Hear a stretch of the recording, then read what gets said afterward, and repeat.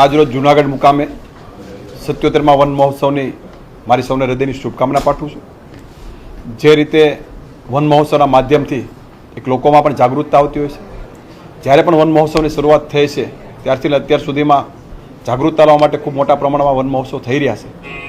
ખાસ કરીને મારે રાજ્યના યશસ્વી મુખ્યમંત્રી આદરણીય ભૂપેન્દ્રભાઈ પટેલ સાહેબ, નાયબ મુખ્યમંત્રી આદરણીય હર્ષભાઈ સંઘવી સાહેબ અને દેશના યશસ્વી વડાપ્રધાન આદરણીય મોદી સાહેબને અભિનંદન આપવા છે કે જે રીતે મોદી સાહેબે એક સ્લોગન આપ્યું, એક પેડ માં કે નામ, એ અનુસંધાને સમગ્ર દેશ અને રાજ્યની અંદર એક મોટી ઝુંબેશ ચલાવવામાં આવી છે અને દરેક લોકો પોતાના માતાના નામે એક વૃક્ષ વાવતા હોય છે।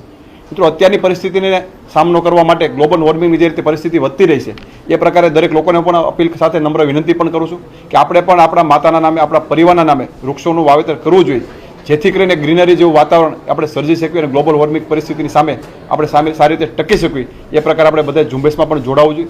આપણે ભૂતકાળ પણ જોયો છે, જ્યારે કોરોનાના સમયની અંદર ઓક્સિજનો માટે લોકો તલપાપડ થતા હતા, ઓક્સિજન મળતું નહોતું, ત્યારે આપણે વૃક્ષોની કિંમત સમજાય છે કે ઓક્સિજન કેટલું મોટું વૃક્ષ એ આપી રહ્યું છે। તો આપણે બધાએ પણ વૃક્ષોનું વાવેતર કરવું જોઈએ, જેથી કરીને આપણે જીવનની અંદર એક મોટું કામ કરી શકીએ। એ પ્રકારે બધા વૃક્ષોનું વાવેતર કરો એવી અપીલ કરું છું અને સાથોસાથ વન મહોત્સવની સૌને હૃદયની શુભકામના પાઠવું છું।